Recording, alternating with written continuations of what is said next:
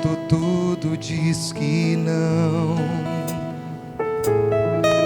Sua voz me encoraja a prosseguir.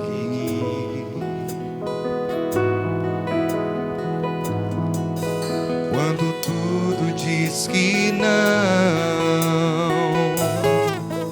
ou parece que o mar não vai se abrir, sei que não estou só, e o que dizes sobre mim não pode se frustrar. Venha em meu favor e cumpra em mim teu querer. Deus do impossível não desistiu de mim. Sua destra me sustenta e me faz prevalecer.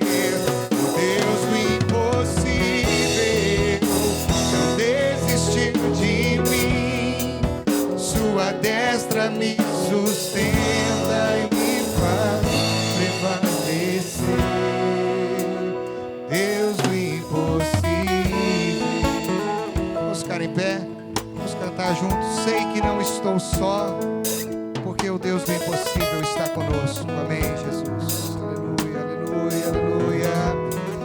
Sei que não estou só, e o que dizes sobre mim não pode se frustrar. Venha em meu favor e cumpra em mim teu querer. O Deus do impossível não desistiu de mim. Sua destra me sustenta e me faz prevalecer. O Deus do impossível não desistiu de mim. Sua destra me sustenta e me faz prevalecer. O Deus do impossível.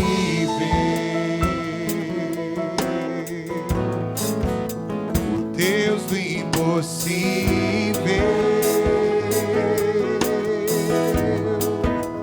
O Deus do impossível. Tu és o Deus do impossível, Senhor, e nós cremos que para ti não há impossíveis, que tu és o Senhor sobre todas as coisas, o Deus da vida, o Deus da morte, o Deus da saúde e o Deus também da enfermidade, o Deus que é conosco na alegria e o Deus que é conosco na tristeza, o Deus que é conosco na celebração e o Deus que é conosco no pranto, no júbilo, no luto, Senhor. Tu és o nosso Pai, o nosso Emanuel, o Deus que está presente nas nossas vidas em todos os momentos e eventos delas, Senhor. E como é bom poder dizer que ainda que a gente passe por dificuldades, por lutas, assim como nós acabamos de citar duas famílias da nossa igreja, podemos declarar como salmista no Salmo 23, que ainda que eu ande pelo vale da sombra da morte, eu não temerei, porque tu estás comigo, Senhor.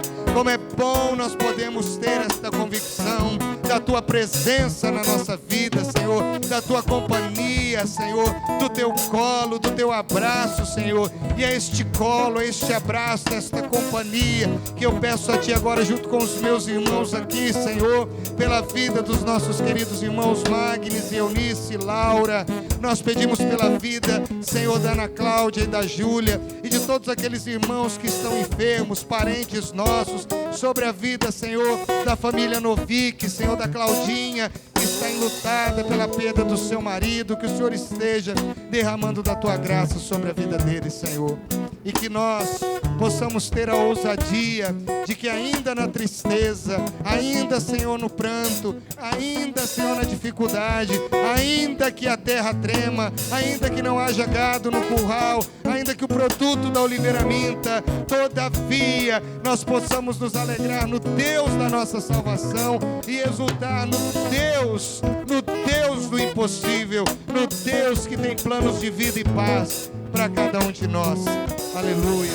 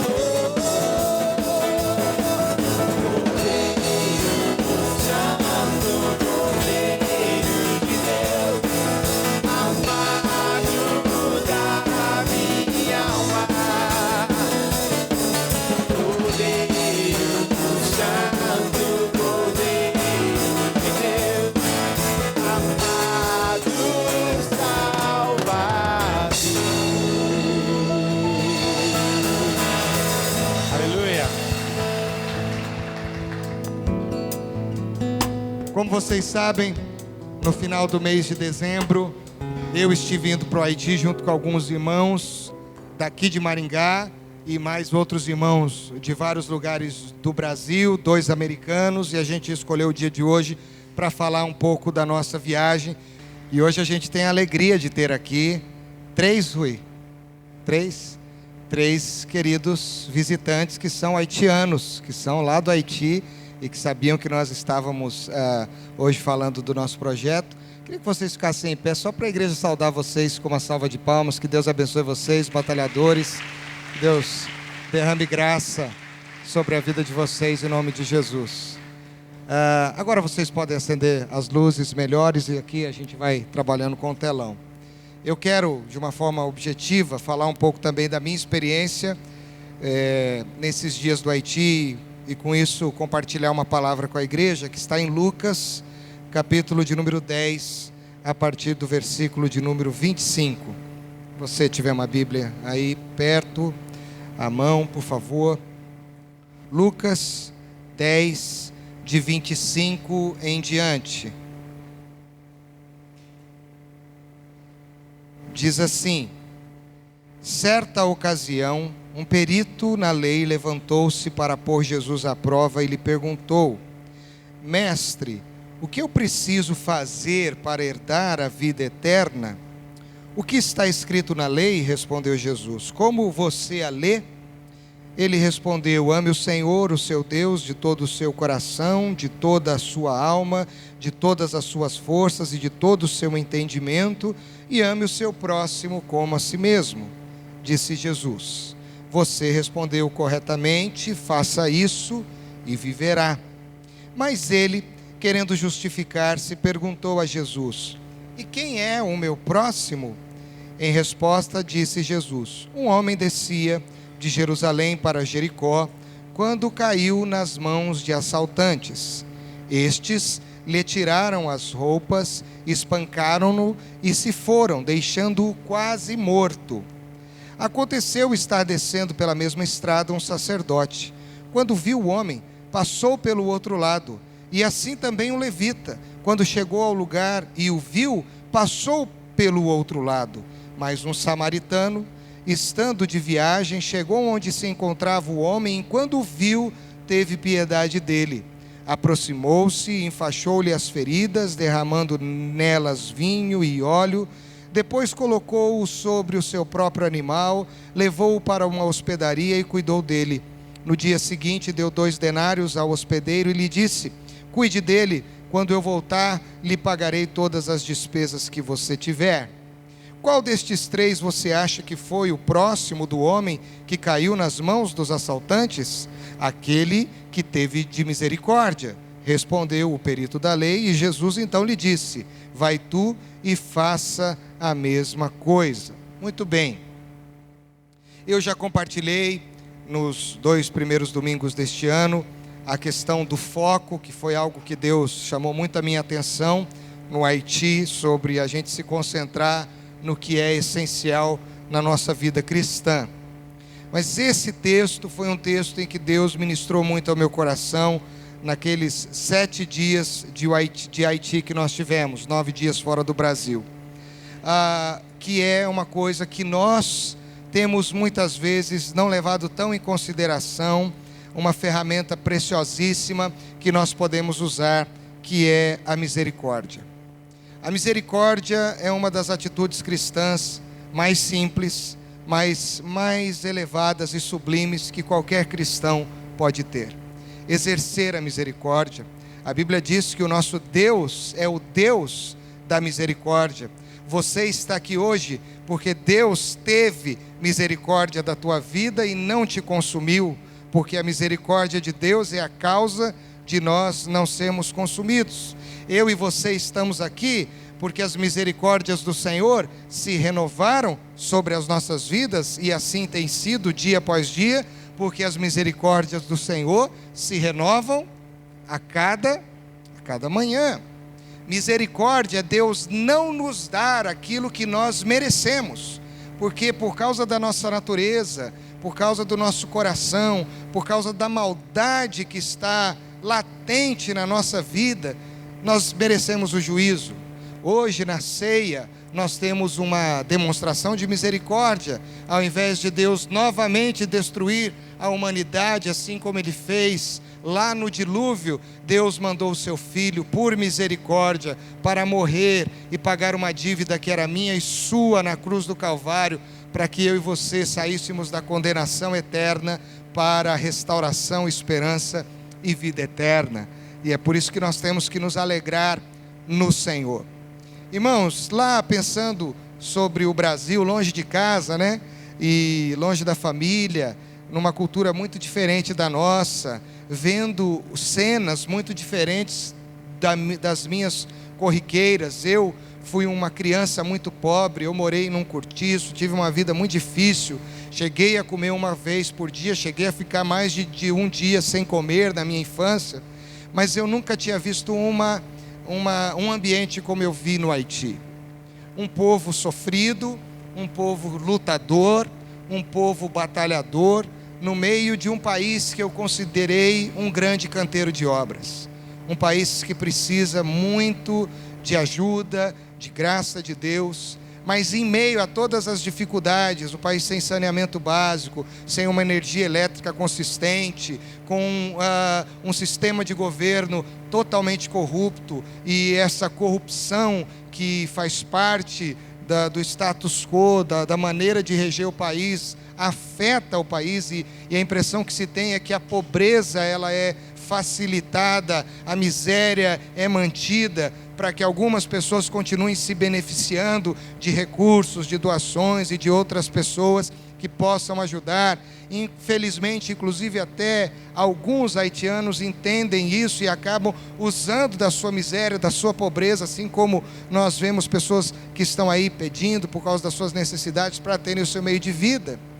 Descobri que a maioria das pessoas ali, as mais simples, vivem com uma renda média de $1 por dia. Com os missionários com quem nós tivemos contato, eu, Elbert, o Xande e o Hudson, ficamos na casa do Chico e da Ana. Para você abrir mão de uma vida como a nossa e morar num lugar como o Haiti, conhecendo a cultura que nós conhecemos, e mesmo com uma vida pobre, tendo o conforto que a gente tem na pobreza, tem que ser algo, um mandato de misericórdia, um amor muito grande para estar num país como aquele. E foi algo muito bom para a minha vida, porque nós estamos envolvidos com tantas coisas, nós enfrentamos tantos problemas, tantas crises, nós lidamos com o problema das pessoas, problemas pequenos, e as pessoas jogam uma proporção para o seu problema pequeno como se fosse uma coisa enorme, e às vezes elas exageram muito. Talvez você não conheça gente assim, que tem um probleminha e faz do probleminha um problemão. Talvez você não conheça, mas eu conheço algumas pessoas assim. E como a gente perde tempo muitas vezes tentando sanar algumas questões que não são prioritárias, que não são questões que deveriam ser tratadas a priori, e tratando as coisas que são secundárias, nós nos esquecemos da simplicidade e da prioridade que é o Evangelho de Jesus. Olhando para esta parábola, eu quero compartilhar com vocês algumas lições que eu aprendi com esse povo, que eu me apaixonei, um povo carinhoso. Essas crianças são carinhosíssimas, os haitianos, eles te cumprimentam. Eu não vi como os brasileiros aqui, muitas vezes, que não têm o trabalho, que ficam sentados, que ficam deitados. Você vê o povo sempre em pé, querendo trabalhar, querendo fazer alguma coisa, mas com as dificuldades que o país tem, eles não têm condições, muitas vezes, de ter uma vida digna, que, como foi dito aqui já. Me apaixonei por estas crianças e vi a mão de Deus agindo no Haiti. A religião predominante nesse país é o voodoo, mas Deus já está fazendo uma grande obra e o número de cristãos tem crescido, a igreja evangélica tem feito um grande trabalho, e a grande ferramenta que os evangélicos têm usado em países como este é a misericórdia, é exercer o amor, é exercer o cuidado. E Jesus, quando a gente olha para a vida dele, a gente percebe que a essência do ministério de Cristo se baseia na misericórdia, porque ele veio salvar o que estava perdido.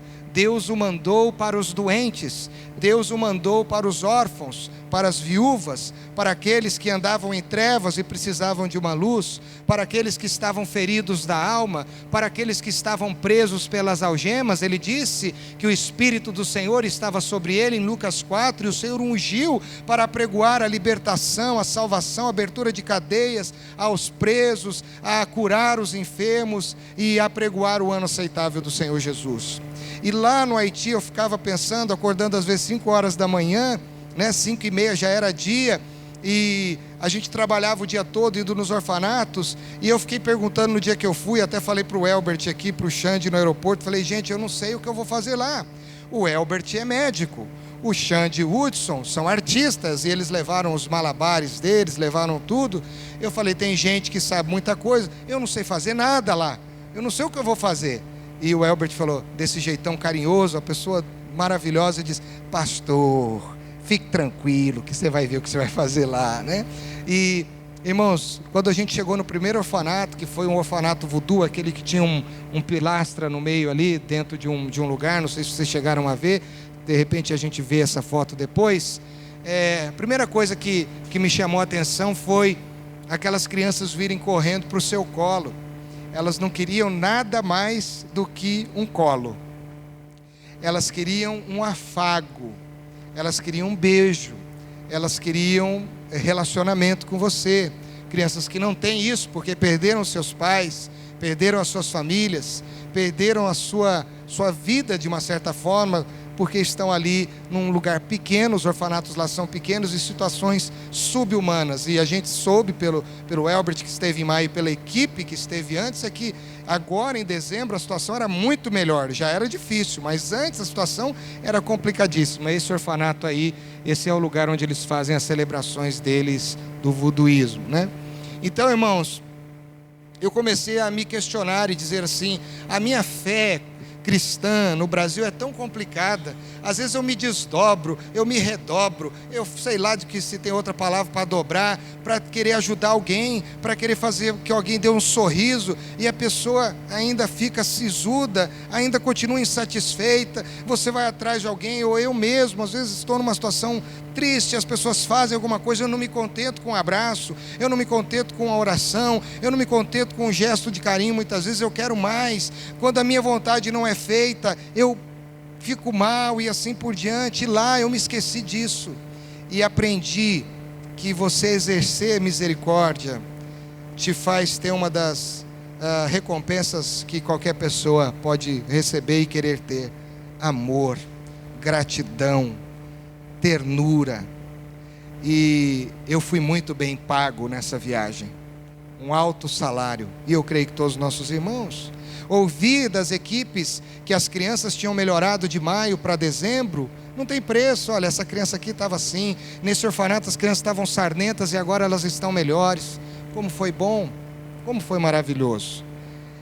E aí eu olho para essa história e eu vejo três homens muito ocupados. Muito ocupados. O sacerdote era um homem ocupado, o levita era um homem ocupado, e havia um viajante ocupado, porque ele tinha um lugar para chegar, eu acredito, com hora e dia marcado.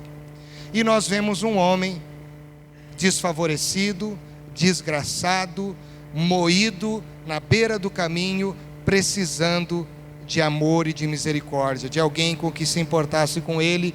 E Jesus conta essa história para o fariseu para responder a pergunta básica. Ele chegou, conversou muitas coisas com Jesus, falou algumas coisas com ele, mas a grande chave desse texto é: quem é meu próximo? E Jesus quis mostrar para o fariseu que o próximo dele estava tão perto, mas ao mesmo tempo tão distante do seu coração. Jesus usa um não religioso, Jesus usa um homem inesperado, para que este homem pudesse ser o super-herói dessa história.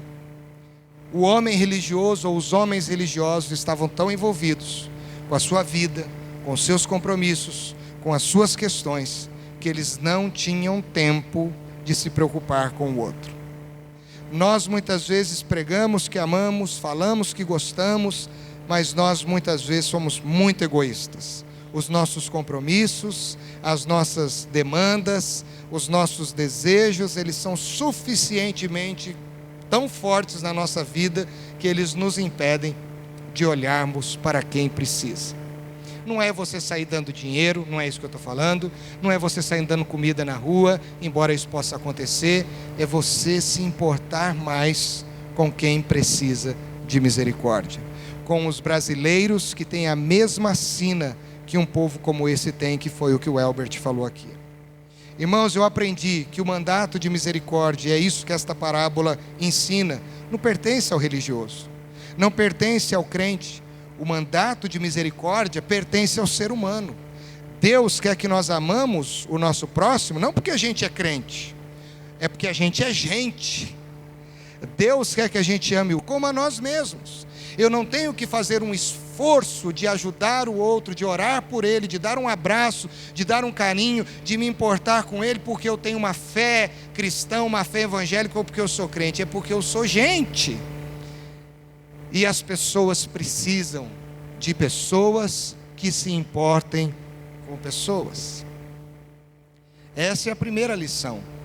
3 homens muito ocupados, 2 deles não abriram mão dos seus compromissos, ainda que pregassem e cantassem nas suas sinagogas, nos seus ambientes de culto, nas suas celebrações, palavras que falassem de ajuda ao próximo, mas na prática eles se esqueceram.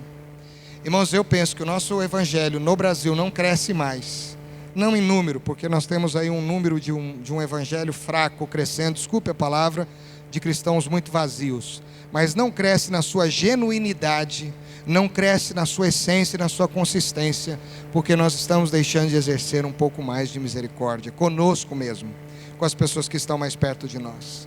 Conviver com um perdido e não amá-lo ao ponto de querer fazer algo para que ele continue, saia daquela situação e seja salvo, olhar para esse doente da alma, do espírito perdido, e olhar para ele e pensar que ele vai morrer se ele não encontrar Jesus e continuar convivendo com ele assim, isso é falta de misericórdia, isso é falta de amor.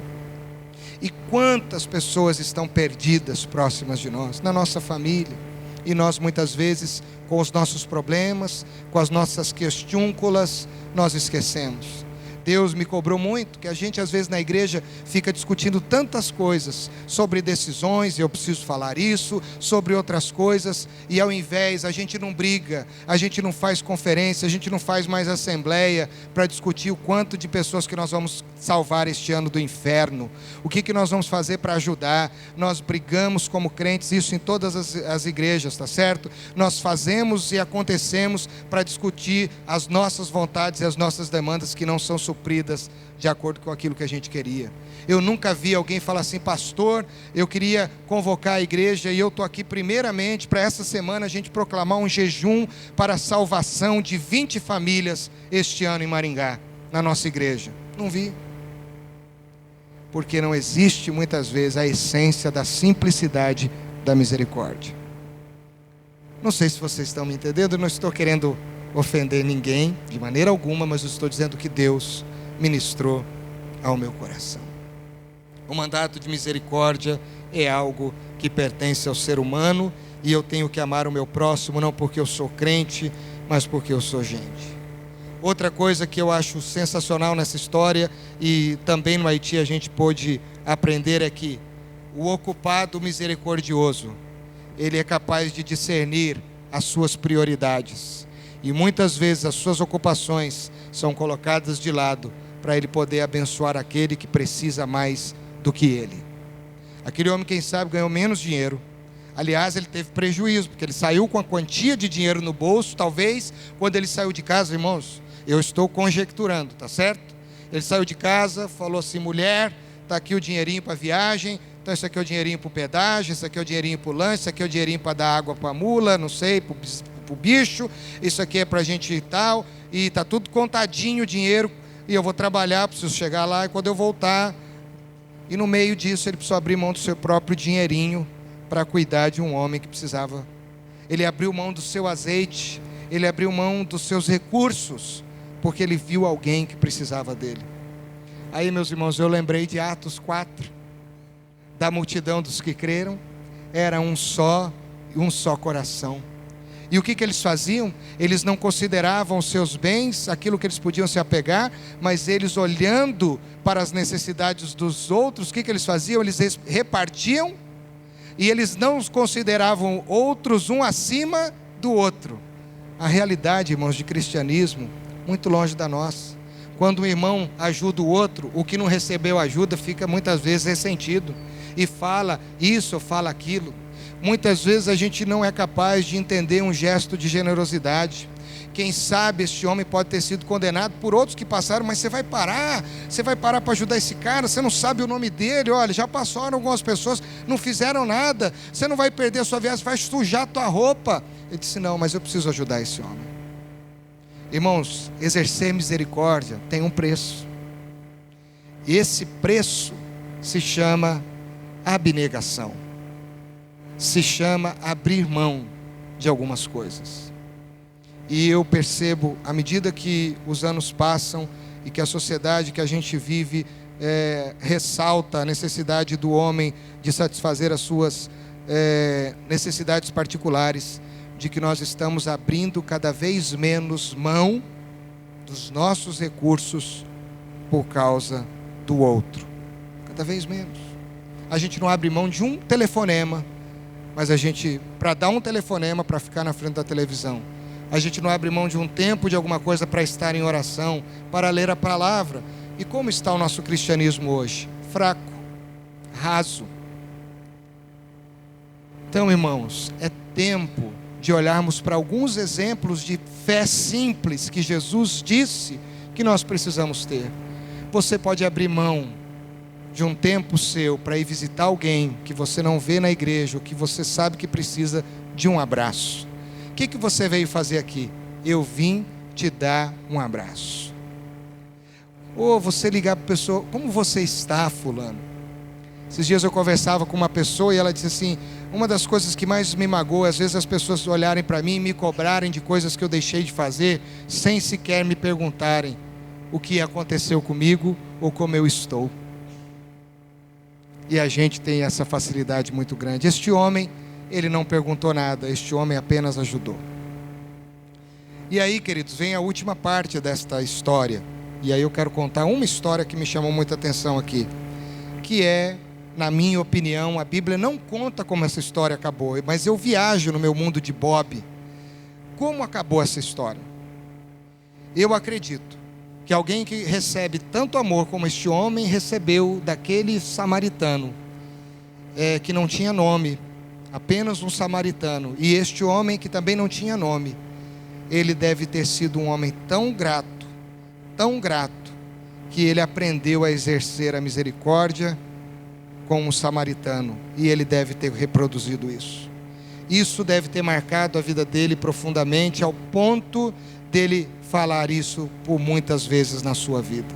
Isso criou nele um sentimento que também está raro nos nossos dias: gratidão. Porque a gente recebe, a gente ganha, a gente é ajudado e a gente não sabe ser grato. E a Bíblia diz que nós devemos ser agradecidos.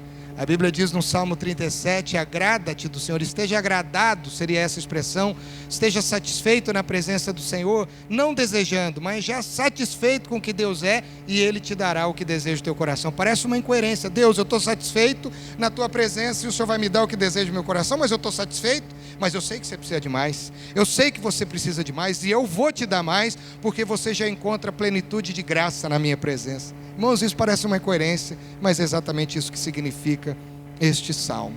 E aí, eu quero contar a história daquela menininha. Por favor, pessoal, esteja atento aí, que eu passei de manhã, a cena é um pouco forte. Se você não quiser ver, você fecha o olho. Aquela menininha da manhã, por favor. E eu termino contando essa história que mexeu muito comigo. Isso, essa menininha aqui. Eu não me lembro o nome dela, nem da mãe. O Elbert também não vai lembrar. Não muda o slide ainda. Essa menininha, ela teve um problema de saúde. Ela precisou fazer uma cirurgia. Lá no Haiti tudo é muito caro. E ela fez uma cirurgia no estômago. E o médico, para poder fechar a barriga dela, ele queria cobrar mais dinheiro. Então ele fez a cirurgia, mas como a família não tinha dinheiro, uma família de agricultores, moram nas montanhas, lá numa região alta, a menina saiu do hospital sem a bolsa de colostomia e sem ser fechado, né? Porque parece que depois de uma cirurgia como essa, fica um período com a bolsa, para depois aí fechar, né? E como eles não tinham dinheiro e a corrupção lá é algo terrível, eles mandaram essa menina para casa numa situação terrível. Ela continuou com as vísceras abertas, ainda as fezes escorrendo pela pele, e a situação da saúde dela foi muito comprometida. Pode passar a foto agora. Aí está como ela estava, a pele toda cangrenada ao lado, infectada, ali a parte do estômago dela, do intestino, toda aquela situação. Pode passar outra foto. E aí, mais uma. Pode mudar a foto, que é muito forte essa foto. Aí tá bom. E então a Ana, que é essa mulher de Deus, essa mulher apaixonante aqui, missionária da igreja quadrangular, onde a gente ficou na casa dela, ela, quando descobriu essa moça, essa mulher que descobriu que eles eram missionários e foi pedir ajuda, ela começou a juntar dinheiro para pagar o médico, para fazer o procedimento para fechar a barriga da menina, mas eles não conseguiram arrumar o dinheiro suficiente. Então a Ana teve uma ideia, foi até a base do Exército Brasileiro e conheceu esse médico que é lá do Exército, e eles tiveram uma ideia de pegar uma luva que os médicos usam de borracha e simular uma bolsa de colostomia. A partir dali surgiu um vínculo. A Ana tinha a vida dela, o Chico já trabalhando com muitos orfanatos, com as crianças, mas eles abriram mão de um período da vida deles, dos recursos deles, para cuidar dessa menina, que é mais uma criança assim no país, mais uma história assim, e eles começaram a cuidar, e essa menina foi melhorando. Pode mudar a foto. E aqui ela já estava se recuperando, já estava um pouco melhor, aquela cara de dor, de sofrimento, você já vê um sorriso aqui esboçado. Pode mudar a foto, por gentileza. E aqui pode deixar você ver esse sorriso lindo, porque olha, esse povo haitiano é lindo demais, gente. Eu fiquei apaixonado. Irmãos, numa manhã, nós estávamos levantando para ir para os nossos trabalhos. Eu acho que tem uma foto dela com a mãe dela no colo, tem ou não? Ela no colo da mãe dela? Isso, essa foto. A gente acordou e a gente percebeu que ela estava lá, a mãe dessa menina, que tinha chego de uma jornada, né, Albert? E todo mundo ficou assim, estupefato com a história. Ela tinha saído de casa, a menina já estava bem, menininha bem, como ela faz de vez em quando na casa da Ana. Gratidão, irmãos, por misericórdia. Ela saiu de casa meia-noite, a pé, com um saco cheio de mantimentos da horta que o marido dela plantava, repolho, algumas hortaliças e outras coisas mais, com aproximadamente, todo mundo lá ficou pegando, tentando fazer a balança, 20 andou a madrugada inteira para ir na casa da Ana. O Elbert está concordando, o Xande, o Hudson estava lá, para dizer muito obrigado pelo gesto que vocês tiveram com a minha filha. Minha filha está salva, minha filha está bem. O marido dela, quando colhe lá na montanha, ele tira o melhor para mandar para esses missionários. Irmãos, olha o que a misericórdia gera. Ao invés da gente ter um ano tendo que administrar crise e problemas, por que a gente não desfruta disso? De gente que vai bater na nossa porta, de gente que vai nos surpreender, gratos por uma atitude de misericórdia, de amor simples que eu e você tivemos. Eu prefiro uma visita dessa do que outro tipo de visita, não sei você. E essa mulher passou o dia todo conosco. Ela cantou com as crianças, nós vamos passar o vídeo já já, e eu fiquei muito emocionado, irmãos, porque eu aprendi que quando você exerce uma fé simples, baseada na misericórdia, sem extravagância, mas na essência do que o Evangelho ensina, Deus te abençoa muitas vezes mais. Você fica até constrangido com o que você vai receber depois. E a Bíblia diz que Jesus, ao exercer misericórdia, quando Ele estiver na glória com os filhos eleitos de Deus e salvos pelo Cordeiro, Ele olhará para o seu trabalho e Ele ficará satisfeito. Eu não sei se você olha para o seu trabalho como cristão e se sente satisfeito, mas eu decidi mudar algumas coisas na minha vida e não perder tempo mais com algumas bobagens religiosas, como o sacerdote e o levita fizeram. Eu quero ser mais samaritano do que levita e sacerdote. Que Deus assim nos abençoe. Vamos assistir o vídeo e aí a gente vai orar.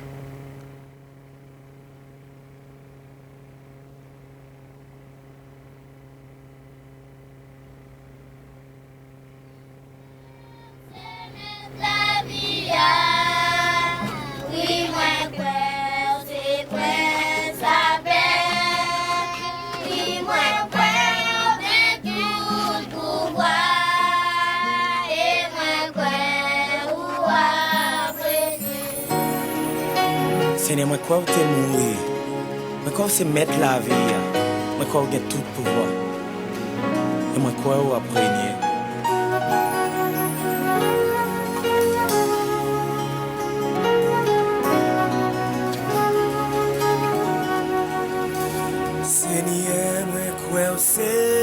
Dieu.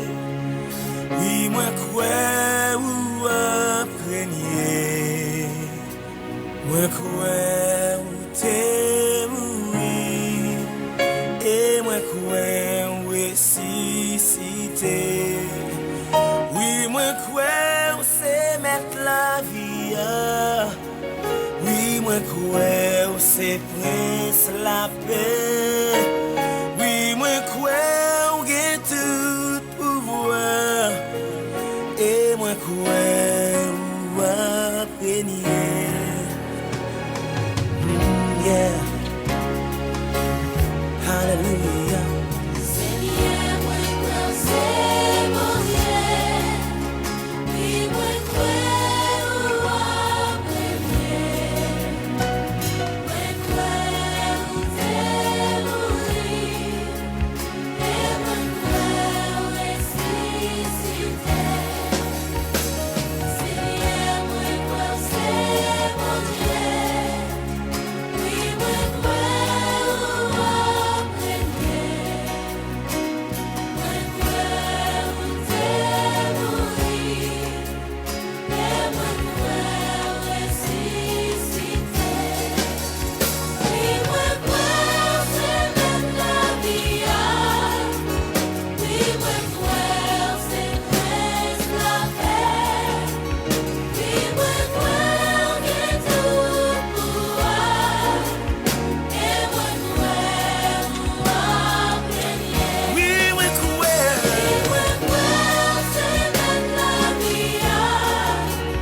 Oui, moi crois c'est prince la paix. Oui, moi crois gagne tout pouvoir. Et moi crois ou apprenier. Oui, moi crois c'est mettre la vie. Oui, moi crois c'est prince la paix. Oui, moi crois gagne tout pouvoir. Et moi crois ou apprenier. Seigneur, parole ou fait nous connaître que si nous croyons que c'est petit mon Dieu et qu'on t'est levé vivant parmi moi, nous va gagner la vie éternelle. Et qu'on y a, mais nous lever en l'air, n'a fait qu'on est que nous croyons. Nous croyons que c'est petit mon Dieu.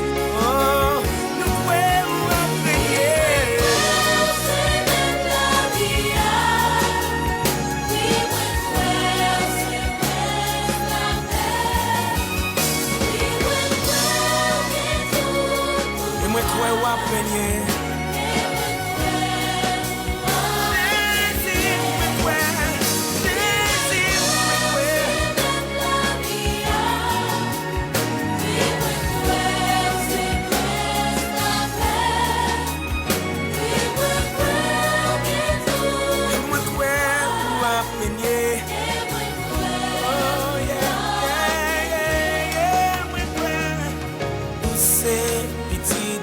Fica a dica, irmãos. Essa viagem acontece todos os anos, 2 vezes por ano. Você não precisa ser pastor, missionário. A maioria do povo lá é gente simples, que chegou a vender pão, pizza, bolo para estar lá. Se você quer ter uma experiência transformadora, você podia fazer uma viagem como essa para o Haiti ou para qualquer outro país. Eu quero voltar, porque eu sinto muita saudade do que eu vivi lá. Eu não quero ficar contaminado, eu preciso dessa descontaminação sempre. Então, me ajudem, tá certo?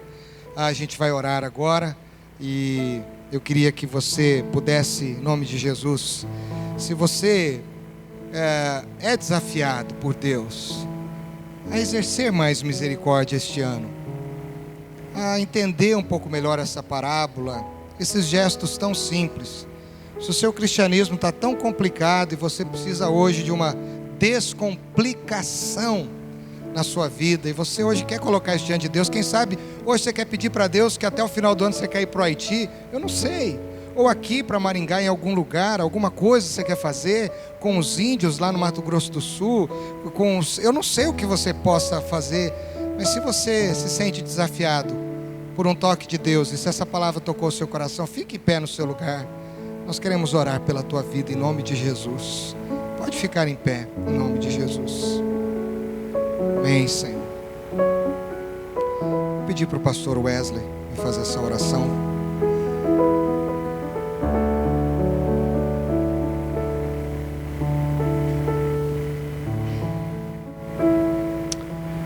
Senhor Jesus, nós, diante de tudo que nós ouvimos, ó Pai, diante das necessidades que nós temos visto ao nosso redor, em outros países, lá no Haiti, Senhor.